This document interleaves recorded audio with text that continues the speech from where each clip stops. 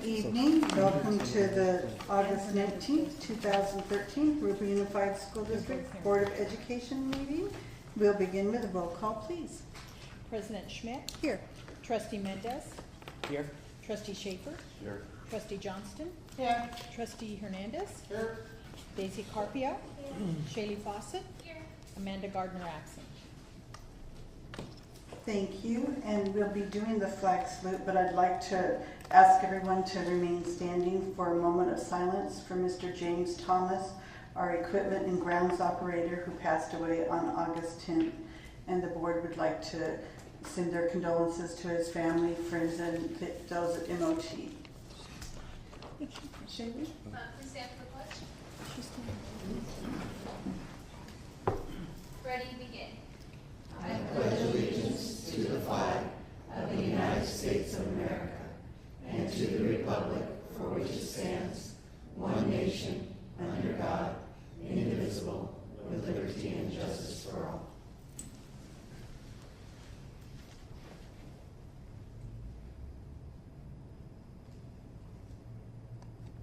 Thank you.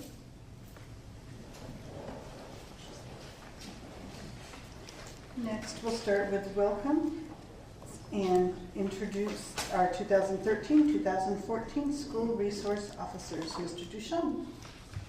Thank you, President Schmidt. It's my pleasure, before I introduce the people who are going to introduce all of you, to welcome you to the school district.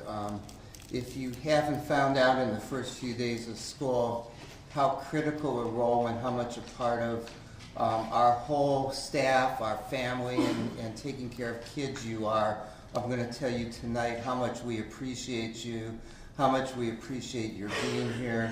It's important for the students, it's important for the safety of the school, it's really important for the whole team that takes care of the school district, providing not only safe campuses, but it extends to the community and the families of the students. We know many times you get involved in activities that affect families and neighborhoods. Sometimes our students end up being very helpful in the enforcement of the law throughout the community and vice versa. So I just want to underscore just how important you are to us, and we have over the years always had just tremendous support from the Sheriff's Department, and we're happy to continue that relationship. So with that, I'd like to introduce a couple of people, I think 3 here, who are going to introduce all the rest of you. We have Lieutenants Pemberton and Hernandez and Sergeant Vanessa Sloniker. Did I get all the pronunciations right? And you will be introducing the rest of your team. So we want to welcome you to Jurupa's Unified School District. You'll find that we all call you fairly often, and a lot of times it ends up being nothing, and we're glad when it is, but when it's something, it's very important that you're here with us. So thank you, and I'll turn it over to whoever's going to be the spokesman for the group. Well, I'll introduce each SRO, and then I'll let them tell you what schools they have. They have multiple schools that they handle, so that way everyone kind of has just an idea. So, first, I have Deputy Crosco. Good afternoon. I'm in charge of Jurupa Valley High School, Jurupa Elementary, Sky Country Elementary, Mission Bell, and one more that escapes me at the moment. Sky Country, yeah, Sky Country Elementary. And Elementary. Next is Deputy Maldonado. Good evening, Deputy Maldonado. I'm assigned to Jurupa Valley Middle, Mariloma Middle, Granite Hill Elementary, Lenny Yuan Elementary, Van Buren Elementary. Deputy Lucero. Good evening, Deputy Lucero. I handle Patriot High School, Nueva Vista High School, Stone Elementary, Peralta Elementary, and Sunnyslope. And Deputy Montgomery. Hi, Deputy Montgomery. I handle Mission Middle School. I also handle Ina Arbuckle Elementary, West Riverside Elementary, Indian Hills, and Camino Real. And Deputy Waters. Good evening at Fruito, Pacific Elementary, Rustic Lane Elementary, and Morgan Center. And Deputy Anderson. All right, Roberta Anderson. I'm with the Youth Accountability Team. Thank you. Thank you.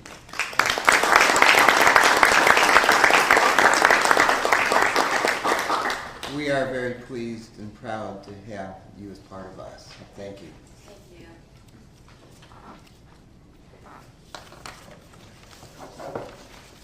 Right, next we will do student board members. We have a familiar face and a couple of new faces tonight. Mr. Duchamp? I'm going to take just a moment to very briefly introduce you, and then if you would like to add anything. So from Jurupa Valley High School, we have Daisy Carpiel. Did I pronounce your name right?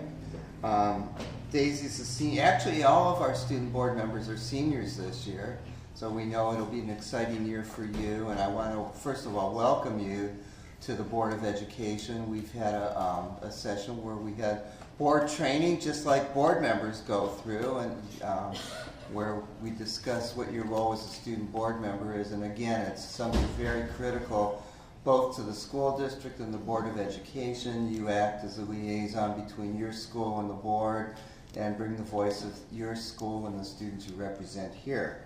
So Daisy is a senior at Jurupa Valley High School with true Paw pride.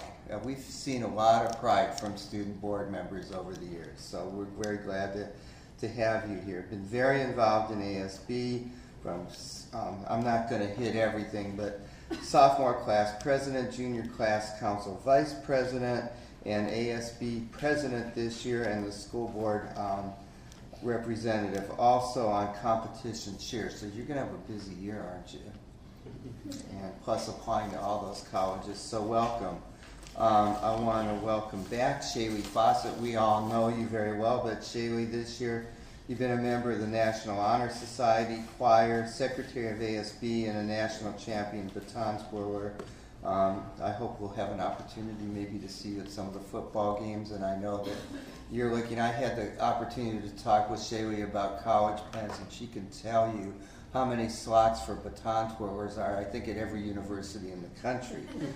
That in itself should pass like a 2,400 on the SAT. So, hey, I'm trying. We'll write you a letter. Say, take this and move with that. But Shaylee did just an excellent job last year. She was also a board representative on our contingent to South Korea during the summer, and really was just a tremendous asset on the trip. All of the students were tremendous ambassadors, and Shaylee, being so much older, about 3 years than the other students, really provided some mature leadership to the other students. So welcome back, Shaylee. And from Rubidoux High School, we have Amanda Gardner, who was born and raised in Rubidoux. Great, that's wonderful. We love people who go through our schools all through the years. Amanda was student store manager. She's decided to get involved in student government. And look what happened. Here she is now, really involved not only in student government, but board governance and governance for the school district.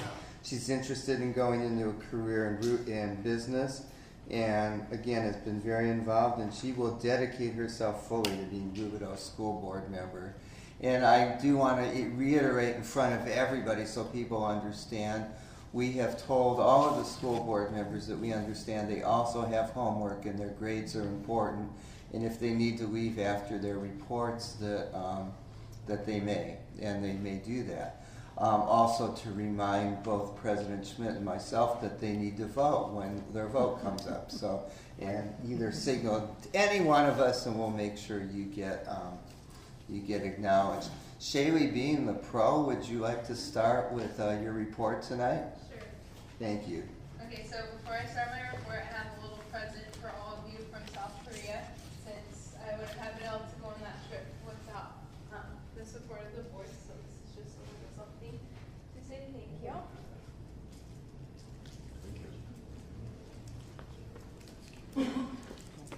you. You know you went with the scenes.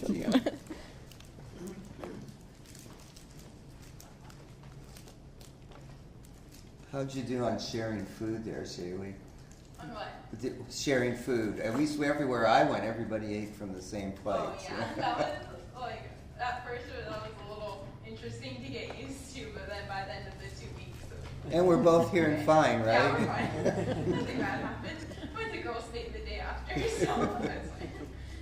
Okay, so I'm very excited to be back here for another great year on the school board. Our first day of school at Patriot kicked off with a decorated campus fantastic. We had a lot of students out there to support our fall sports teams, and we also had a wonderful performance from our cheerleaders. ASB has been super busy with lunch activities every Friday to bond our school with our new one lunch policy at Patriot. So having all those students out there, we have to be able to keep them entertained and also unite us as a school. So we had a Hawaiian Day and a hula hooping contest last Friday. That went great. On August 15th, we had our first Champions of Character meeting where all of our student athletes participated in kind of a rally situation after school where we talked about building a better character and representing Patriot on and off the sports field. Tomorrow night we have back to school night at 6 p.m. at Patriot. We invited all of our parents, and ASB is busy decorating our campus, so it'll look great tomorrow night if you're able to come. We have our fall academic rally on August 30th. That is a Western themed where we will be honoring the top 10 in every class and also the top 10 most improved GPAs. Link Crew presented their first lesson to their freshmen on the 15th, and we also want to extend a big thank you to them for doing a great job at freshman orientation on the first day of school. We have a blood drive coming up on September 10th where we're aiming to beat our goal from last year by raising over 250 units to help save lives. We have freshman elections coming up on August 21st, and campaigning starts on the 21st and runs through the 30th, and we're trying to get as many freshmen involved as possible so that by the time they're seniors, we'll have a very strong class council. Today kicked off our first ever Club Rush Week, where clubs scattered across the quad and set up booths, advertising, all the great clubs and things that we can get involved in at Patriot to make sure that every student knows they have a place on campus. Be the Change is our theme this year for Patriot High School, and ASB, Link Crew, teachers, and others are getting involved in the change. And along with, we have a lot of changes coming, we have a lot of changes at Patriot this year with the switch to Common Core, and we're also switching something new this year is an advisory program that we have at Patriot, which is a homeroom type of situation where you're separated by grade, and we each have like a homeroom teacher, and there we get lots of announcements and also to learn real life situations like seniors may be working on their FAFSA or college applications while freshmen are getting different information, but it's a time where students can ask the questions that they're not always able to ask during class. We'd also like to welcome Mr. Rogers, our new AP at Patriot, who is fully on board. He's managed to make it to every single classroom within the first 3 days of school and personally introduce himself to every teacher. So I'm very proud of this Patriot pride already so early in the year. And we're looking forward to a great year at Patriot. Thank you. Thank you and welcome back. Amanda, would you like to go next? Sure.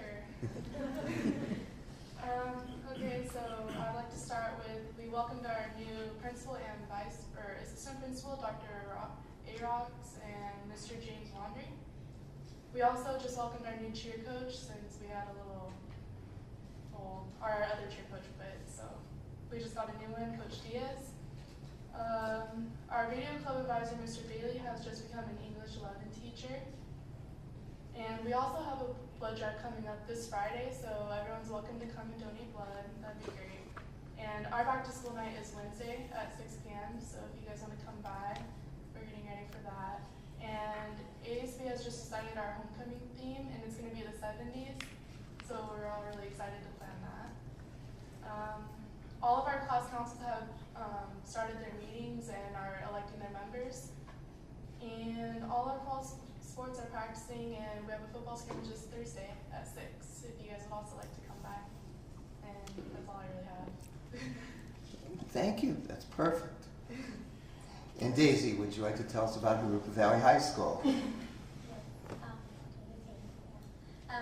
Well, we started the first day of school with the freshman orientation. It went well with the class of 2017 signing their commitment to graduate banner. And we also had group activities and them getting to know each other as well as a campus tour.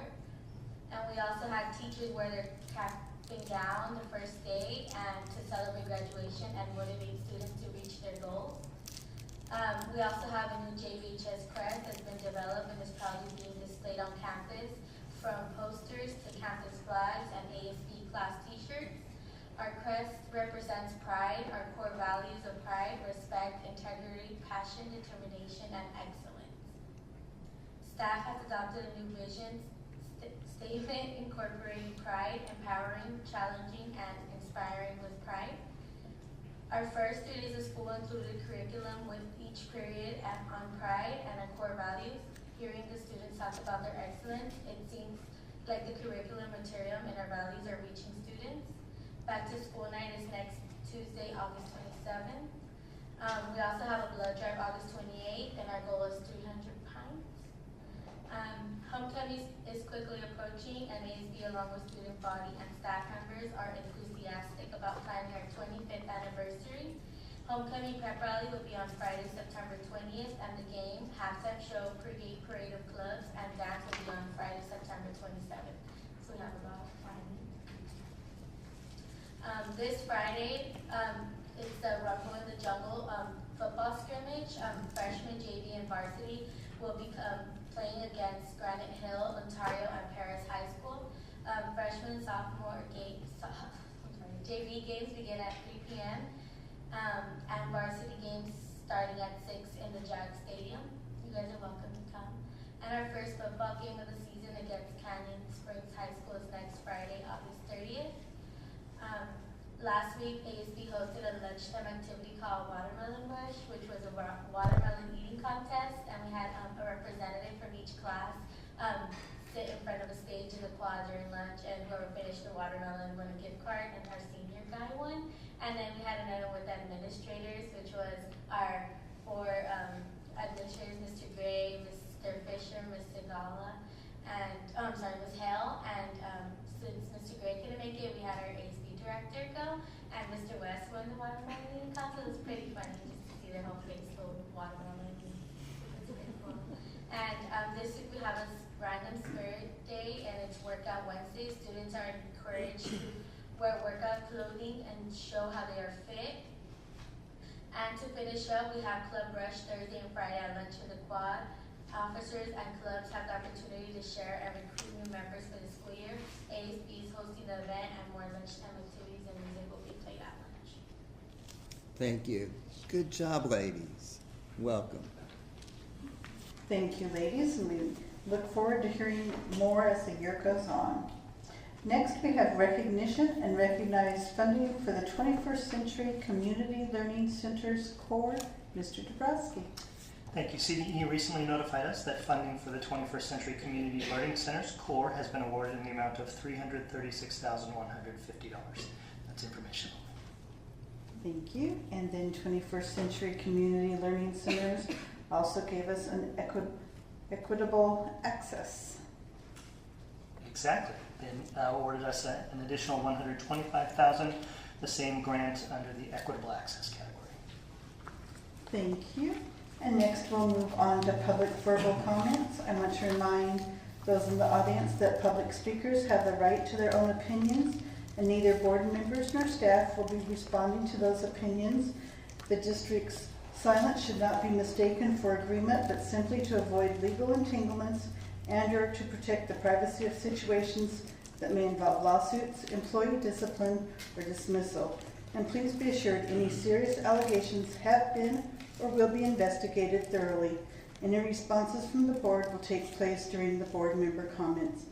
And each speaker will have 5 minutes. And Mr. Rivera.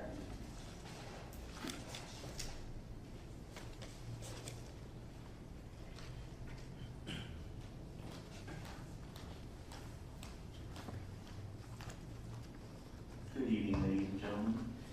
I think I probably can do both of my pink slips in the 5 minutes where I thought we usually had 3. First of all, I'd like to welcome Ms. Johnson. Congratulations on your appointment, and welcome to Jurupa Unified. Several things have come to my attention since the last time we met.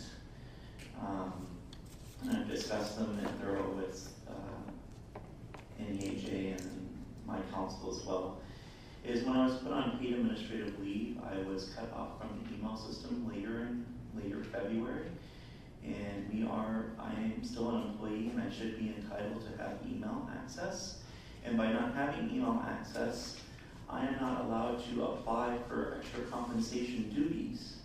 But today I was notified that I couldn't have any extra compensation duties because I'm not allowed on any campuses while on paid administrative leave. But paid administrative leave is not a disciplinary action according to the district's personnel office. If it's not a disciplinary action, then how come I can't have any extra compensated duties? I don't think that's very fair. I've always had extra compensation duties while working in the district. I've had home and hospital, and right before I was put on paid administrative leave, I applied to teach adult ed. Positions were flown on July 25th through email to teach adult ed GED classes, and I didn't have the opportunity to apply for those positions. Why not? That's not fair. Also, I was never given an opportunity for open enrollment this year for benefits during May. No one ever notified me of open enrollment. I get all these certified letters from the personnel department, but I don't get to have benefits this year for open enrollment. That's a tragedy. But I want to remind you, as I'm always reminded, that paid administrative leave is not disciplinary. Well, I feel like I'm being disciplined. You, as a board, you changed the complaint policy. 4111 was changed this year. And I'm sorry I didn't have a chance to make copies today. I ran out of money. So, end of the summer, we don't get paid. But one thing that I did find is the complaint procedures here. They changed from 4111 complaints to 4144. And so now the informal level is a discussion, and it should be written according to the new complaint procedure. Well, I don't even know who to have an informal discussion with. So you as board members, this is a discussion. These are my complaints. These are my issues. I don't even know who to report to. I don't have a immediate campus supervisor. I don't know if I should report to Mrs. Elzig, Mr. Duchamp, the 5 of you, but so who do I address my concerns or complaints with this new policy that has no time limit or anything? And Madam President, I'll hand you a copy of the policy. I don't know. Someone can make copies of that for you guys. That's the new policy. So I'm very concerned about those kind of things for employees, just not myself, but everybody that wishes to have, a complaint. There's things to congratulate too. On the agenda tonight, the agenda item 2, we approve all costs and everything. It's been found in supporting documents.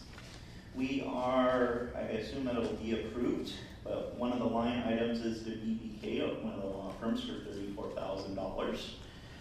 I don't know if you guys consciously look at the line items when approving everything, but over the last... Mr. Ryan, you have 1 minute. Okay, thank you, Mr. Mendez. I'm almost done.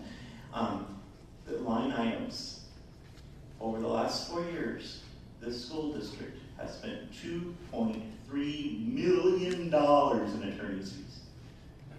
That's a lot of money. Mr. Schaefer, and I'll address you, Ms. President, Madam President. Mr. Schaefer was asking $4 million for a new elementary school. There's $2.3 million in attorney's fees.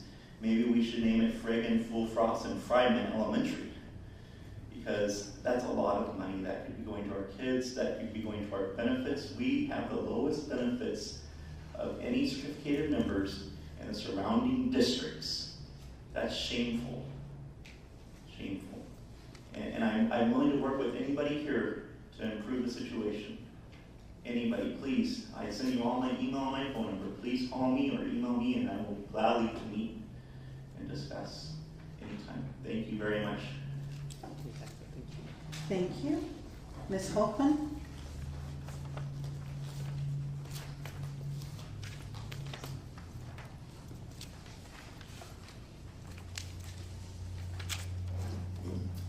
I have to thank you, Mr. Mendez, for your comments at the last board meeting. If not for your comments made, I wouldn't have received all the calls that I got, and I wouldn't have known how many people actually go online to see the board meeting, so thank you for that.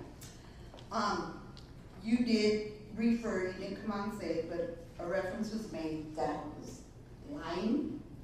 I have given you all this paper. I hope you all got it. Because the sheriff gave it. Yeah. Okay. On this paper is from PERB. As Jeremy said, it's Public Education Relation Board. And this paper was posted in March on the NEAJ board at every site. It was supposed to be posted at every site. I don't know if it was, but that was what PERB wanted. This one was posted in June, which wasn't supposed to be posted in June. It was supposed to be posted in August, because they are to be posted when school is in session. So it still stands there. And you can read it. So if the things I have said about this administration are such lies, and what I have said about specifically about Tammy Alsop is a lie, why is PERB ordering them to put this up on CSEA boards and NEAJ boards and commanding them to cease and desist, retaliating against employees? It is not a lie. And anything that I said to you, board member, show me where I lied. I came specifically to you, Mr. Mendes, after one board meeting. I told you how disappointed I was in you because you have had people come up and talk about this administration and how we are retaliated against, discriminated against. And you comment to me, and I quote, there are two sides to every story. And I told you, you're right, there are. So why aren't you listening to the second side? You have terminated, based on your vote, employees that you didn't even speak to. One was so disgraceful, it was just unbelievable that you would terminate this person without speaking to this person first because of the personal issues that happened in her life. But you did it. You did it. I don't know if you were told about the personal issues in her life, but they were something that nobody should have to go through. This administration knew it, yet sent her a letter that this board, by a vote of 5-0, terminated her effective February 19th. She hadn't even had time to deal with her personal issues before you decided to terminate her. How disgraceful. I use that word again, how disgraceful. And I wish that I had had the time to stay at this board meeting to hear your comments, because you, as I, are entitled to our comments. But you chose to do that comment once I left this room. I stood here and told you to your face how you are allowing this administration to get away with these things. You don't have to like it, but you do have to hear it. And if I do not come to this board, who was voted in these seats? Who do I come to? You give me the organizations that I should be turning to, and believe me, I will. As you see on this paper, I also put a note on the bottom of it. I gave you the name of the person that knows of every situation with these two employees that has happened. I was a liar because I didn't want to give a name. I didn't want to give a name to Tammy Alsop because people fear her and fear her retaliation. You have the name. You also have the name of the teacher that the other letter was made to be put up on the NEAJ board. And this is happening every day. And you could say that I'm wrong by saying the things that I do. You are up for election next year. You need to start doing the job you should have done 3 years ago, because you're not doing it. You criticize me all I want. I work here. You come to what, maybe the district office 6-8 times a month? We work with this administration. We know what they do. If you choose to close your eyes, so be it. There's nothing I can do about that. But don't insinuate that I am a liar when I have brought you proof that PERB has asked this administration to cease and desist from retaliating. Thank you.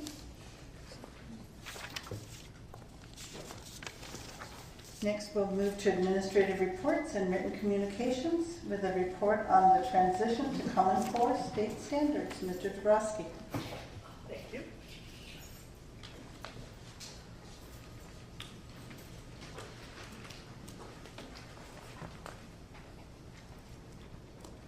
We'll wait just a second while the PowerPoint is warming up. Yeah, we get to talk about Common Core again. And I thought that since the year's beginning, it would be a good time to sort of go back over several of the initiatives that we talked about last year that are now in place, that are happening in our schools, and just sort of quickly re-up our understanding of what's happening over the school year in our transition to Common Core.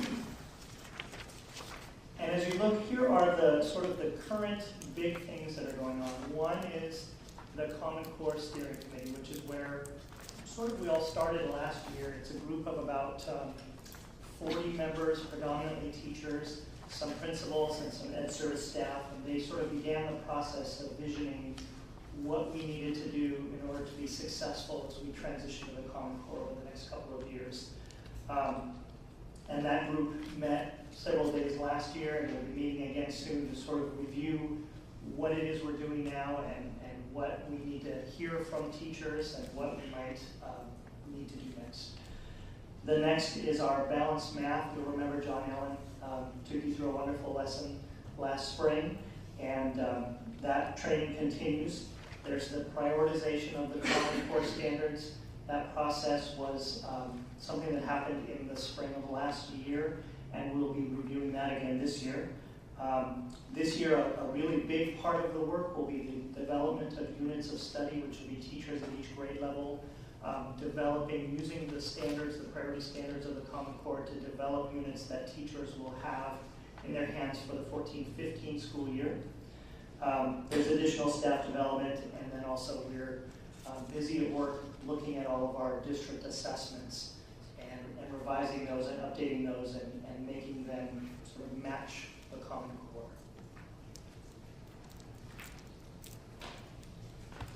So as you'll recall, with balanced math, we began last year with step 1, which was math review and mental math. And we started that in grades 7 through 12, and then brought it to 6th grade because we were so impressed with it when we saw the training.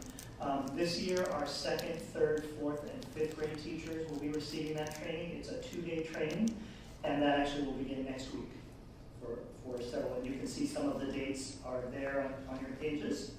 It shows you dates for day 1 and day 2. And to support teachers after that training happens, you know, each of our schools have a facilitator, which is a teacher leader, 1 at the elementary schools, each one, and I believe it's 4 at the secondary schools, who are math teachers that are have received additional training, have been implementing this balanced math from day 1, and have worked with our facilitator, Lori Cook, to sort of sharpen their understanding and be able to be an expert resource for teachers at each site. So they will be working with those teachers that are newly coming on board, the 2nd through 5th grade teachers, and then continuing to work with 6th through 12th grade teachers. Next, for particularly our 6th through 12th grade teachers, we move to step 2 in balanced math, which is problem solving, which is a really big part of the transition to Common Core as well. So that training will, you can see actually 2 of our grades will get that next week starting. And then later in the year, 3rd, 4th, and 5th, we'll be catching up with that training as well.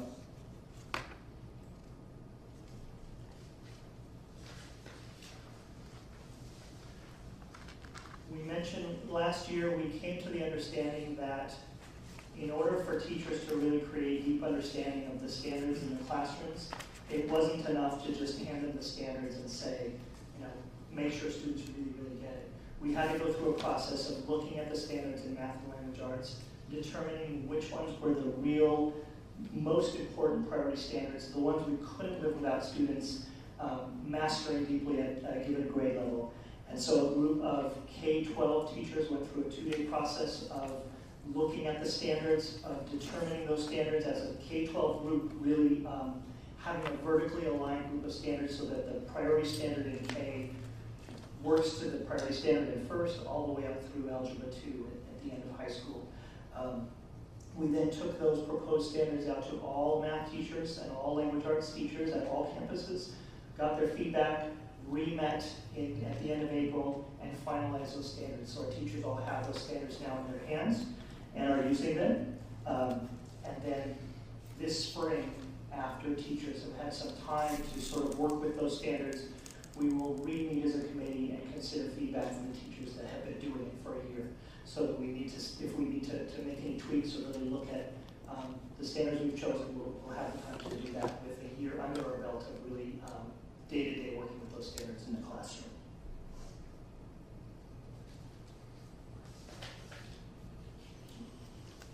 Just skip through that. The units of study development, that work will begin again next month. There were some days towards the end of the year last year where they started. But these are a group of 4 teachers at every grade level with some principals and some additional reps, like some reps from our dual language programs, things like that. And they will be working as a group. The dates are listed in your document there, and they will be developing those units. Some of the work that's been completed so far, for example, in math, they took the priority standards and the other standards, and they lumped them into what the units will be, so that for the school year, they have a series of, say, 10 units, and each unit is a given amount of time, and teachers know what standards are found in that unit, and then their next steps will be to start to look at the big theme in each unit, what the overarching big idea is, what teachers need to know, what students need to know, and then finding what materials will be used and what suggested activities, what types of differentiation we may need to do for some of our different subgroups, and putting that all together. So they'll be doing that over the course of this school year. As they develop appropriate materials, we will send that out to teachers, but it will only be for their knowledge, and if they would like to take a look or try some of those things out, the real implementation will be next year. So after that work has been completed and looked at and sort of field tested by those committee teachers, then next year we will implement those units.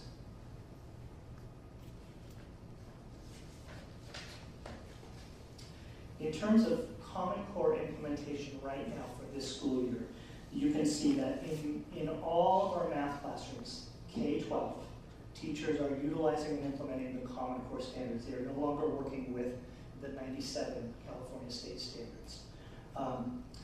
In language arts, teachers at grades 7 through 12, same thing. They are no longer working with these 97 standards. They are exclusively implementing the Common Core standards. In K and 1, in language arts, it's partial.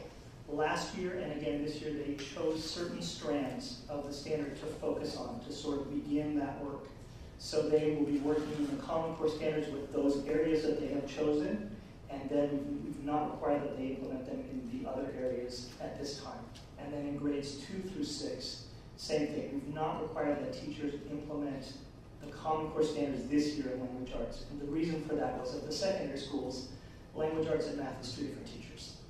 In the elementary schools, language arts and math is 1 person. And so to ask them to fully implement a brand new set of standards, both at the same time, both this year, it would be too much. And they wouldn't be able to do it in the quality way we need them to do.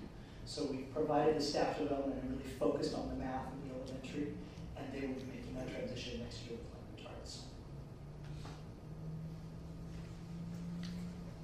Additionally, as I mentioned, we're going to continue to work with the steering committee. We're going to look at what we've done, what we need to do, and the 2 main questions for our next meeting, which will be in September, is what else do we need to do for what we're doing right now? How can we better support teachers in what's going on?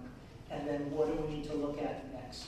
One example might be the Common Core standards talk about content literacy in the content areas of the secondary schools. So in science classrooms, in history, in art classrooms, in PE classrooms, how is literacy a part of that class? And that's an area we haven't moved into yet. So we're going to be asking for feedback from our secondary teachers of both language arts, who are the language arts experts, literacy experts, and also those content area classes of how we can do that. One of the ways in which we've begun to do that was we received a unanimous request from all of the high school language arts teachers to look at a web service called Turnitin.com, which is something that they're using a version of in many colleges. It may not be that particular product, but something like it, where students would create an essay or a report, and rather than hand in a printed version to teachers, they would submit an online version electronically to Turnitin.com, and then Turnitin.com would review those words against all the known stuff that is out there on the internet to first check for that it's the student's own work and own words, and that it didn't come from another place, and if it did, if it's appropriately referred to. And then also to provide some assistance in looking at grammar and sentence structure and the format of the paragraphs and the reports, so that our teachers who are not language arts teachers, who are going to be working towards building student literacy in their particular subject, have some additional help to start with. So we have signed that contract. We're working with that group right now, providing staff development for our teachers. It's available to all of our teachers at the 3 high schools and the continuation high school. And we'll be looking at other ways we can support and train our teachers as we move in that direction.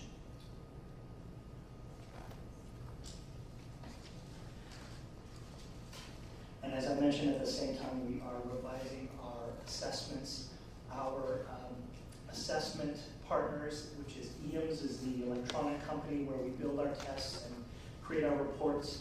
They have been in the process over the last year of building a test item bank of Common Core items and changing their system to be able to do the electronic types of items that our students will need to be done when the Smarter Balance assessment comes and when they get out in the world, so that it more closely represents what students will be asked to do. So we're in the process of taking a look at those assessments and revising them.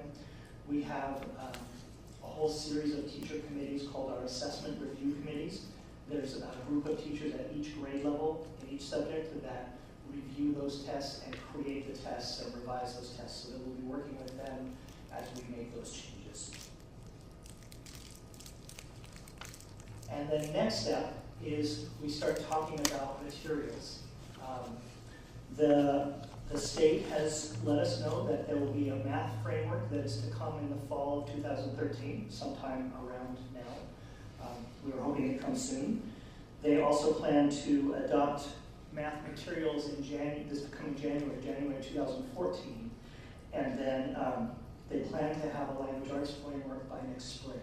So from that, we will begin to have some positive materials, and it will work well for us, because as the work of the units of study teachers is completed, we will have a nice framework for instruction at each grade level, and so that will inform our search for materials, because we'll know exactly what we need.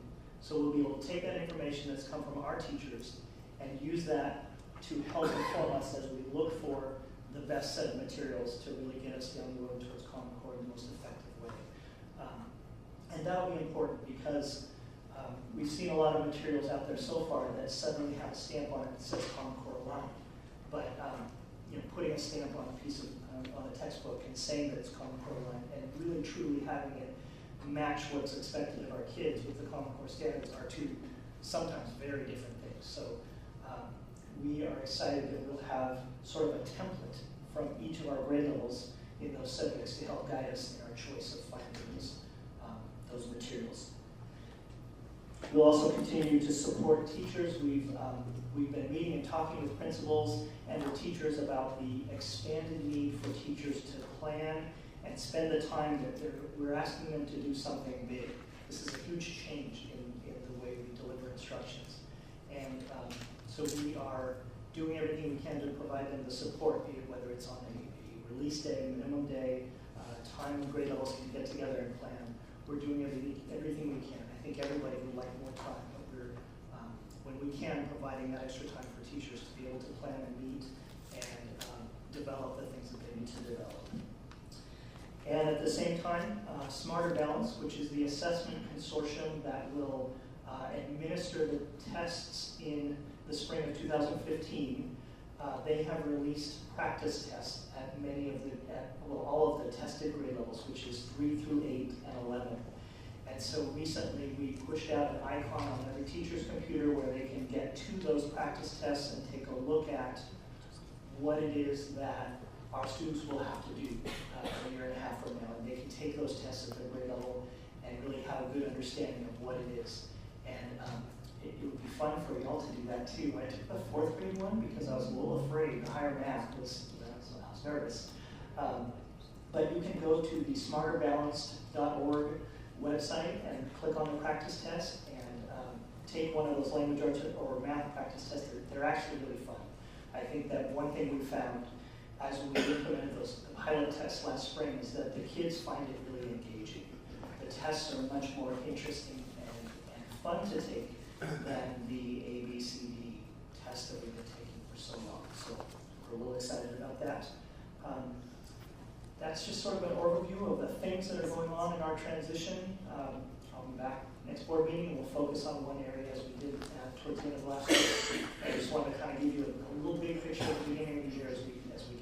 So, questions or comments? Thank you. Any questions or comments? Thank you. And don't go away, because now you get to tell us about Rivercrest Online School. I'm going to do that from my chair.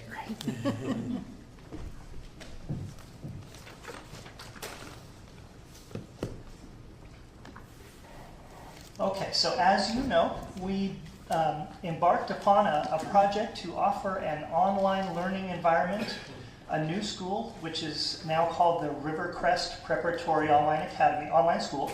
Excuse me. It's opened up. It's good to go. It's over on the west end of the Jurupa Valley campus. We currently have 28 students and 3 more who are more recently in the registration process, so they're on their way in. We have 3 9th graders, 14 10th graders, 8 11th graders, and 3 12th graders. They range from 6 students whose home school is Rubidoux, to 5 from Hooper Valley, 15 from Patriot, and 2 who live outside our district who chose to seek us out. Actually came from Riverside Unified's online program and preferred ours. So we're excited about that. 12 of them are dually enrolled, meaning they are involved in an activity at their home site, be it journalism or ASB or sports. And so they are taking all of their core classes through the online academy and then also continuing to be involved in that activity on their home campus. We have 13 females and 15 males. And as you recall, our format, which we're very excited about, is students will enroll in 1 class at a time, and that class will last 3 weeks. So it will be a quick, a lot of work activity, but the benefit will be that students will not have to be juggling all that work over multiple classes. They can really get in and focus on that class. Students are required to attend class for at least 1 hour per day. There is a computer lab attached to the office where students can remain or come early if they would like to do some of their work on campus, or they can also work at home as well if they have internet access. We're also in the process of looking into our WASC accreditation and A through G approval and all those things that come with a new high school. But so far things have been a great success. We're very excited. And while our numbers aren't the 100 that we're looking to be at sometime soon, the students are coming. We started 3 weeks ago with about 22. Now we're at 28. We have 3 more that are in the registration process. And we're confident that as students learn about this great program and word gets out, we know there will be more. Thank you. Next is, yes.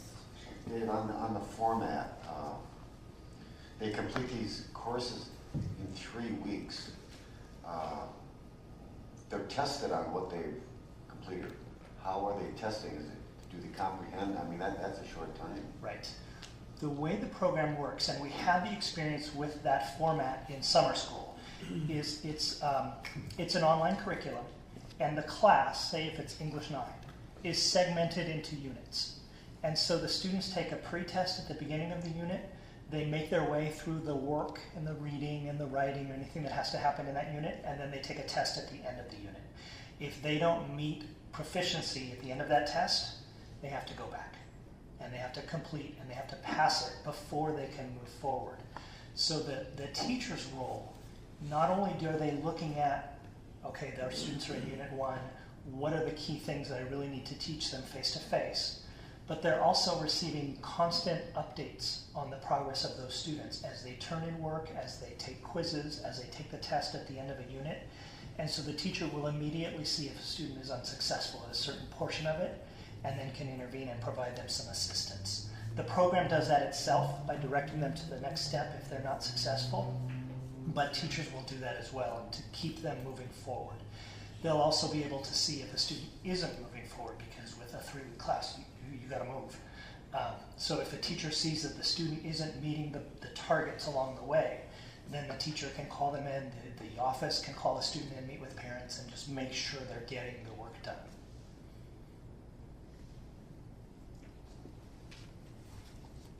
Any other questions or comments? All right, we will move on to item C, consider nominations for California School Board Association, Directors at Large in the American Indian, Black, or County. Mr. Duchamp. I think you pretty much just said it. Those nominations are due to CSBA by September 30th. The election will be a delegate assembly on December 4th and 5th, 2013. Nominations can come from this board. The person nominated must be a CSBA member district and be willing to serve. So if you have nominations, please bring them forward and then we'll send them on to CSBA. Thank you. Any questions or comments from anyone? All right, any other administrative There are none. reports? Thank you. Next, we will hold a public hearing on the compliance with the Children's Internet Protection Act, CIPA, and Internet Safety Policy. Mrs. Ford. Yes, as required by the Federal Universal Service Fund E-rate program and the Children's Internet Protection Act, or CIPA, the district is required to provide a public notice and a hearing to address technology protection measures and internet safety policy. The district will enforce, the district will enforce a policy of internet safety and certify compliance with the purpose of the Children's Internet Protection Act, CIPA, to be eligible for discounts. Thank you. So at this time, I would like to open the public hearing session on the compliance with the Children's Internet Protection Act and Internet Safety Policy. Are there any comments from the public? Seeing none, I will close the public session at this time and we will move on. Next is action session. Approve routine action items by consent, items A 1 through 9. Move for approval. And we have a motion by Mr. Mendez, a second by Mr. Schaefer, and Mrs. Ford, I believe you have a couple of changes. Yes, there is a change on the report of purchases, and that change is on page 3. There were 2 duplicate POs, and I'm sure that you may have noticed them because they're large dollar amounts because they're for our health and welfare. So we will not be paying that twice. It will only be once. So it's already been canceled in the system. Thank you. Any questions or comments? All right, we have a motion and a second. All those in favor of accepting the act? Oh. I have a question on the agenda, the minutes, item 1. And I believe that on A1, page 8, which is actually page 135, motion 34, act on student discipline cases, that it shows that we passed that item unanimously. I believe I abstained on item 35. I did vote with the board, I abstained on 34, excuse me, and I voted with the board on 35.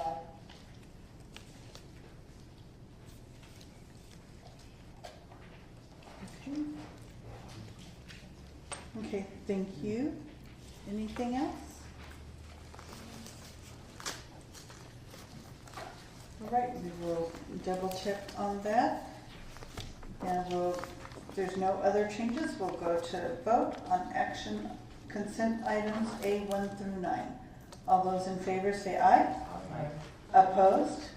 Motion passes 5-0. Item B, approve purchase of the Dell Optiplex 710 standard desktop computers for Pedley Elementary School, Mission Middle School, Jurupa Valley High School, and Rubidoux High School. Mrs. Ford. Yes. As part of our computer replacement cycle, administration is requesting approval to purchase 52 Dell Optiplex 7010 standard desktop computers with monitors, soundbars, keyboards, and mice. And these are to replace 10-plus-year-old office computers at Pedley, Mission Middle, Jurupa Valley, and Rubidoux High School. And the purchase will be funded through restricted capital outlay funds, and board policy requires purchases in excess of $12,000 to be presented to the board for approval. Administration recommends the board approve the purchase of 52 Dell Optiplex 7010 standard desktop computers, monitors, soundbars, keyboards, and mice for Pedley, Mission Middle, Jurupa Valley, and Rubidoux High School in the amount of $55,255. Thank you. Do I have a motion? I'll make a motion to approve. Have a motion by Mr. Mendez. Sorry. And a second by Mr. Hernandez. Any questions or comments? Mr. Schaefer. We seem to be selling more. I mean, it seems like we're really in the surplus sales lately. We're getting rid of more computers than we're buying. Are there any computers left out there for the... my real question is, these computers are 10-plus years old, and from past meetings, we were talking that the lifespan or the life expectancy of a computer is about 5 to 8 years. Is that right? About 5. Most of the computers we're getting rid of are quite old. Yes. And other than, I guess what I'm trying to say is, are we actually buying enough computers to replace what we're getting rid of?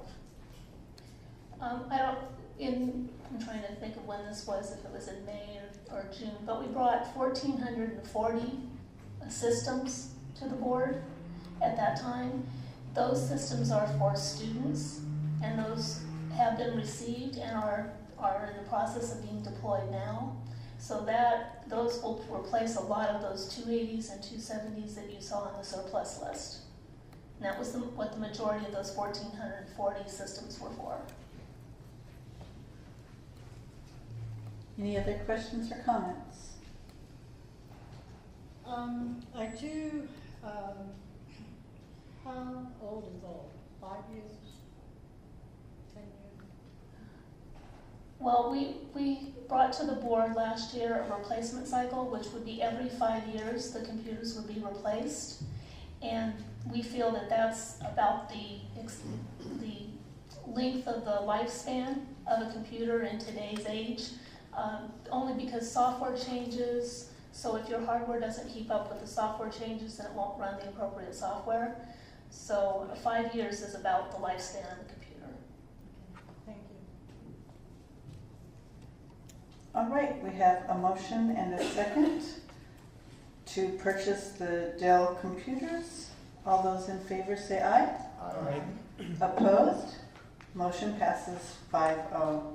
Item C, approved purchase of Hewlett-Packard ProBook 6570B notebooks for Mission Middle School, Patriot High School, and Rubidoux High School. Mrs. Ford. Make a motion to approve. Second. We have a motion by Mr. Schaefer, a second by Mr. Hernandez. Any questions or comments?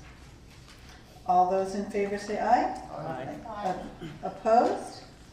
Motion passes 5-0. Item D, act on student discipline cases. We have 2 approved readmission cases, 11-187 and 11-197. Although, Make a motion to approve. thank you. readmission. Have a motion, and do I have a second? Motion by Mr. Schaefer, a second by Mr. Hernandez. All those in favor say aye. Aye. Opposed? Motion passes 5-0.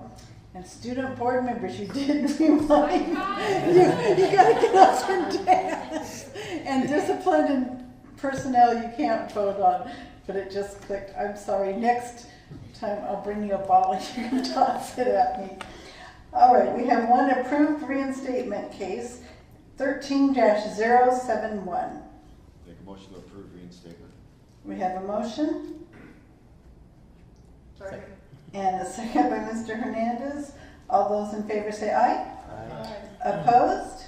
Motion passes 5-0. Item E, approved personnel matters. Approved personnel report number 3. Mrs. Elzick. Thank you. Administration recommends approval of personnel report number 3 as printed. Move for approval. Have a motion by Mr. Mendez and a second by Mr. Schaefer. All those in favor say aye. Aye. Opposed? Motion passes 5-0. Item F is the appointment of board representatives and committee assignments. And with the appointment of Ms. Johnston, we needed to make some changes and add her in. And then we also had the liaison to the Facilities and Technology Advisory Committee. So those are listed there for everybody. And we will move on to board member comments and committee reports. And we'll start with you tonight, Mr. Schaefer. I think we need to get the student board members a little bell or something. But I'd like to welcome Daisy, Shaley, and Amanda. It'll be quite an experience for you. I also would like to comment on, or I agree with Mr. Duchamp that I would put our teachers up against any teachers anywhere in this state or in this country. In his Friday letter, he had mentioned that very proud of our teachers, and so are we. They are very happy with the level of collaboration and support from the district on Common Core standards. So keep up the good work. Mrs. Johnston. First of all, I can't figure out how to get the request to speak like to go out. Thank you. Greetings. You guys have done a lot, and you have a lot to look forward to this year. So congratulations for your position and being so active. And it's certainly going to be a time management experience to be so involved and keep up with everything that you're required to do. And the staff is, with Common Core, is challenging, I see, and we don't know a lot about it, so I'm looking forward to seeing that roll out, and if we get to see some of that, it would be really nice. And glad to be here. Thank you. Mr. Hernandez. I'm glad to be here too. Welcome, young ladies. I heard you over there going, when the vote came, I'm going like, oh, they forgot to vote. But I know you'll do excellent work. School year starts and a lot of work to be done, and you're representing those schools, but I love you all, but Rubero's my alma mater. And way to go, Rubero. Glad to see you here. I want to thank Mr. Duchamp's staff for taking time with me last week and answering all my questions. I appreciate that. We have some heated discussions at times, but I love the education I'm getting. Sean, thank you for informing me on the phone when I asked you a question. You did a good job. But mostly, I'm thankful for Denise. What We a are all woman. thankful for Denise. What a woman. I tell you, I asked her a question, and all of a sudden, called me back and find, well, this is what happened. I said, okay, thanks. But with that, it's a great school year. I had the opportunity to go to several back-to-school nights. Parents are excited. Kids are excited, teachers and principals. And it's just awesome to go out there and see the excitement in our community, and especially with these young people. And the parents trying to get involved, that's what I really love, especially. And some of them walk up to me and say, hey, what can I do for ABC? I said, you know what, you have to ask this guy a question, you got to ask that guy a question. And they are just so thankful that hopefully all the rest of my colleagues will go out there, some of those back to school nights because it's great. It's great. Thank you. Thank you. Mr. Mendez? I also would also like to add my welcome to the student representatives to the board. I always look forward to your reports. They're very informative, and it's a good way to keep us apprised of things that are happening at your school. So I look forward to your reports each one of our meetings. Also like to thank and express my appreciation to the entire staff in the district for getting the school year off to a good start. Again, remembering my days in opening school years for many years, I know what it takes behind the scenes to make everything go smoothly and make it happen for all of our students. So congratulations to every single one of our classified and certificated employees for making that happen here in our district. Thank you so much. And I'd like to thank all the resource officers for all their work that they do, and for the special one that's always here every week. She seems to always get the duty to watch over us. Thank you. We appreciate it. And welcome, student board. And one of you are going to have to get up and do a dance or something to catch my attention, to get me back into it again after the summer break. And I think that's about it. So we will see everybody back the 2nd of, or no, not the 2nd, the 3rd of September. We are dismissed.